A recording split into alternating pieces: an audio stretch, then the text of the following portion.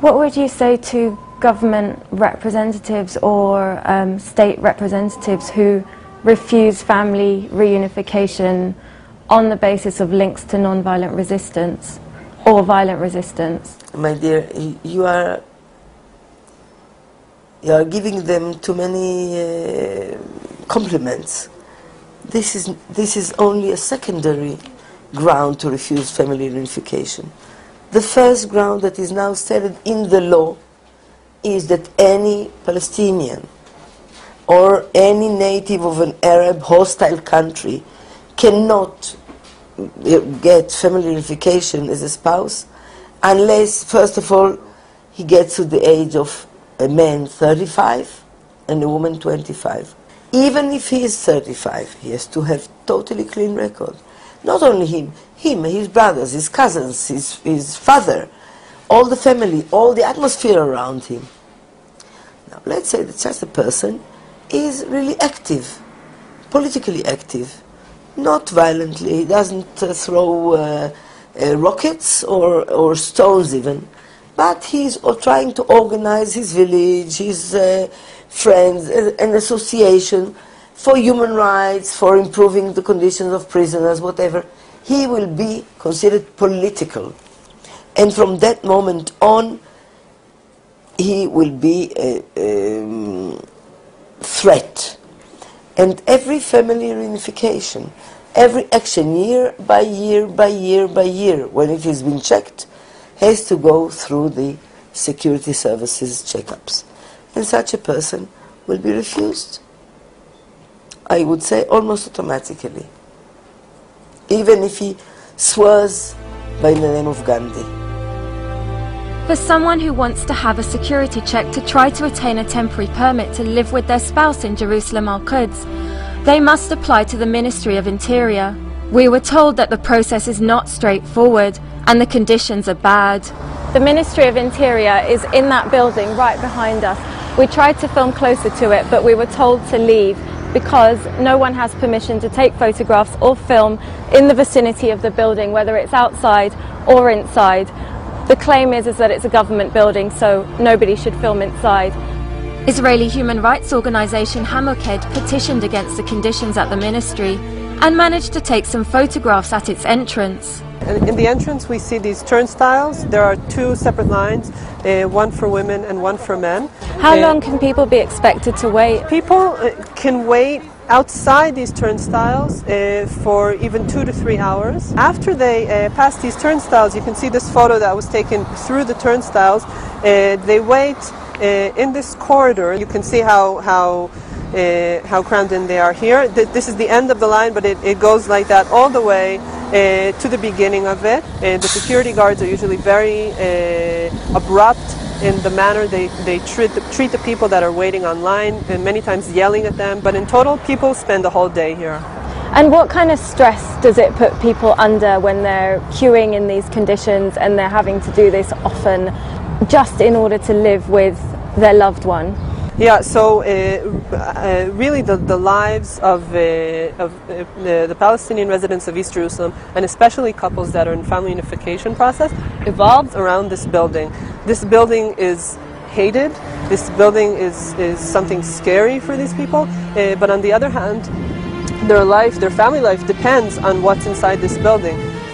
You look at all the history of the attitude of the Israeli state towards these marriages, and you find one common denominator: racism. As if you could hear the voice of the Ministry of Interior saying, "We don't want Arabs. Our main task is to minimize the number of Arabs that will come into our country." And they would say, if you listen very well to the voices behind the letters of the law, they would say, "What is it? We just got rid of so many refugees, Palestinian refugees. We threw them out of the door, and now they're coming through the window by marriage.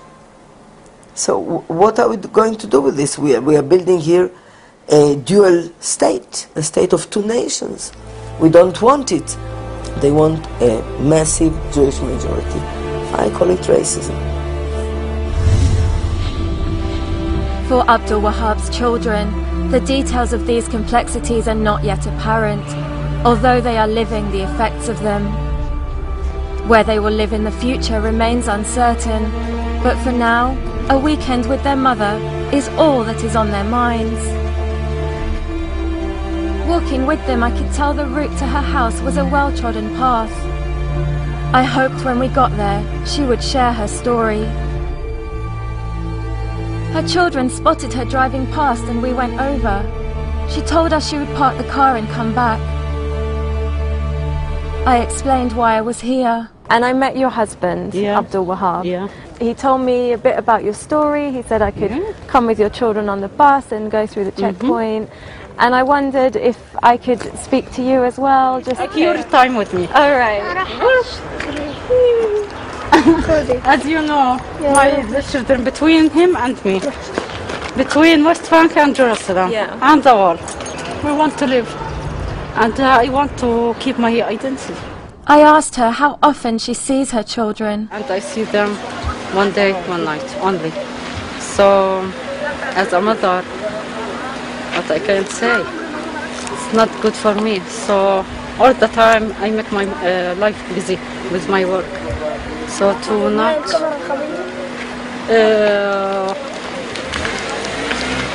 thinking about them, but all the time calling them, and I hope that their father keeps them well all the time eating, so it's okay. So we must live like that. All the people, all the separated families have the same situation. كيف المدرسة؟ كيف صف أول؟ اشتقتي لي؟ طب اسمي عمري. What are the difficulties of doing that for you and your family? Difficulties being separated from my husband and my kids. It's not easy for me to live alone in my house. So sometimes I go there and returning back in the same day. And the checkpoints and soldiers and asking all the time question. Not sense, yani. So I must live between here and here. What does it mean to somebody from Jerusalem to lose their ID? We want to keep Jerusalem. We want to live in Jerusalem. We want to fight to keep Jerusalem safe. So we must stay here. Not for the Israeli ID, no, not for it. But we must stay here to keep it safe and to try to return it back to the Muslim people for us.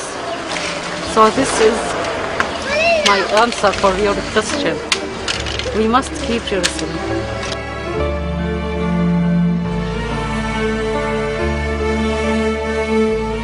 In the next edition of InFocus, we talk to the couples who are living together, one with a temporary permit and the other illegally.